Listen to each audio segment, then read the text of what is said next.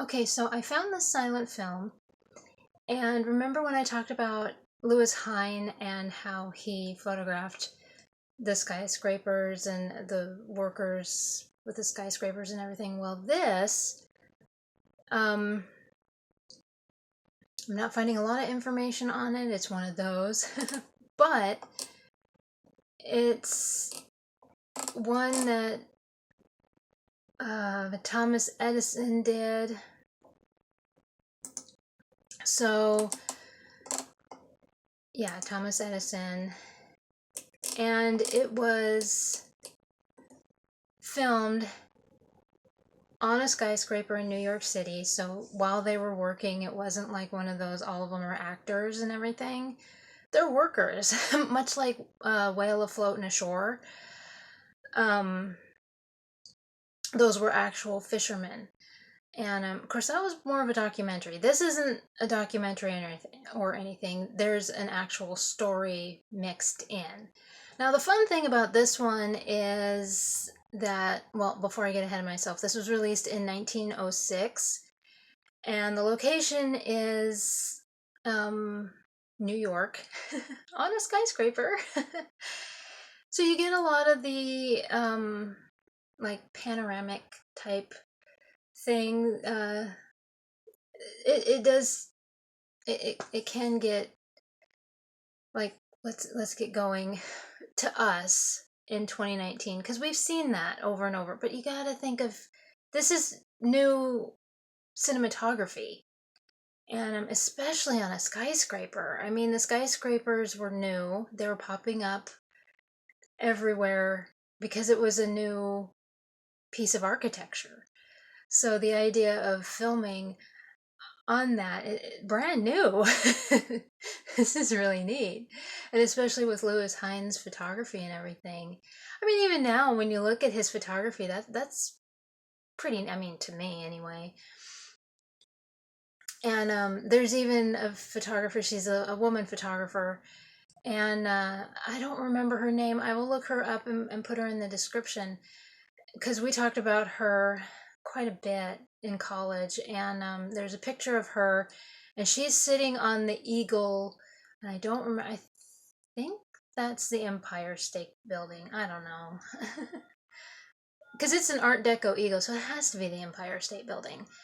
But she's sitting on the Eagle with her camera, and so they were quite the daredevils back then. Now, you also have to understand that this is during a time when their safety was kind of thrown in the wind, because you look at them and they don't have like the harnesses or anything like that. I was looking at pictures from when they were working on the bridges here back in the 20s and 30s. They didn't have that equipment. They just had their suits. You'll watch, and they have their suits. They're smoking. They got their bowler hats on, and it's like they're in their Sunday best. They're just wandering around on this skyscraper. It was just, and even when you look at the pictures from when they were working on the Titanic, same thing. You know, it was just kind of like the safety regulations weren't really there. And it's funny to watch this one. Well, it's fun because, you know, there's that one point where you watch them and they're holding on to a crane, and it's kind of swinging, and they're waving to the camera and everything, and you're like, that would be fun to do. Yeah, it looks like an amusement park ride, but at the same time, you got to think, well, they're dangling from thousands of feet high from New York. They could, yeah, that's a little scary when you think about that. So there's that. But yeah, the stuff that they, you know, that kind of stuff, when they do like the panoramic shots and everything, seeing New York in 1906 is neat looking. And I'm sure it does get okay, let's move on. But at the same time, you got to think that this was new cinematography back then. The idea of seeing stuff like that was brand new. They were doing it all the time. I've seen a lot of these silent films that I don't even show them because it's like, okay, once again. But it was a new concept, and for a lot of them it's in a lot of the documentaries and everything that they were documented. And but especially because skyscrapers were brand new, that was a new idea of architecture.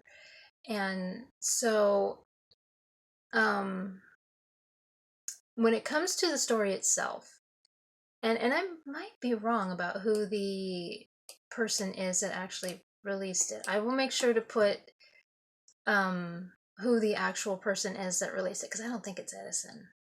I'm getting different people here. Because yeah, it is Mutoscope. It's giving me a cast, and I will put that in. Who was it that actually? Well, anyway, what information I do have, I will put in and make sure to correct myself. So anyway, the actual story. There is someone who gets fired because he fought. He started a fight and everything with some of his fellow workers and everything. And so he decides that he's going to steal, after getting fired. And it just turns into this big problem. He decides that he's going to steal. He's going to blame the foreman. And it just turns into one thing after another and just, shenanigans. and and it does show some of the dangers of working on, with this skyscraper and everything up high. And so it's not like you see it and you're like, oh, this is really cool and everything. So yeah, the idea of weaving in a story like that at the same time you're seeing how this works, because you see these people working and then at the same time, because you have to think that that kind of thing happens. So really this seems more of a documentary than anything else. It's not so much of a movie, it's kind of a documentary of actual life that happened. So that had to happen all the time. I mean, it happens now. I mean, I worked retail. I was an assistant manager. That happened constantly. I had to deal with something like that. And so anyhow, yeah, I will look for that female photographer who sits on the Art Deco Eagle, because she did quite a bit of photography, especially in the Depression era. And yeah, I mean, safety was just kind of one of those things that they really and it's funny to watch these films in an environment like that.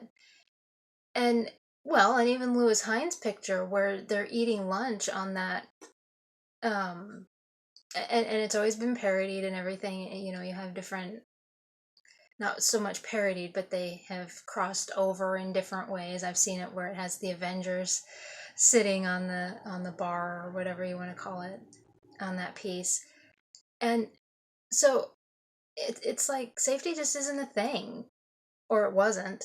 Now it's like, if you don't have your harness, if you don't have this, if you don't have that, wrap yourself in bubble wrap. So it's interesting to me to watch films like this and see how, well, daredevil like they were. Especially when you see that crane swinging and they're all holding on, and they're waving to the camera and everything. That part I found very, it was like an amusement park ride to them.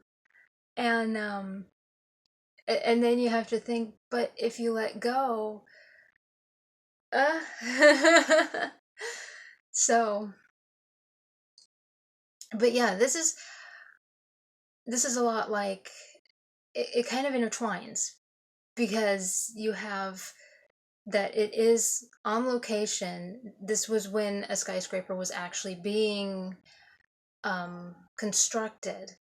So you have actors and actual workers. And so it's kind of along, to me, it's kind of like a documentary kind of a thing. This does actually, it happens even now. Like I said, in retail, I had to deal with people like that all the time. I had to fire someone like that and then had to deal with the nonsense aftermath. And it's like, ugh, not enjoyable. So, yeah, I mean, what would you, how do you see it as? I mean, would it be more of a movie or more of a documentary type of thing? I liked the panoramic views and everything, but I can see where it would get tiresome after a while for those of us in 2019. Trust me, I do understand. It can get tiresome. But again, in 1906, this was new cinematography. And especially filming a skyscraper, which was new architecture. So anyway, I will find, yeah, I don't think this is Thomas Edison. But I will make sure to correct myself and put all the information that I can for you on this. And yeah, let me know what you think. Would it be a a documentary type of film, or would it be more of an actual type film?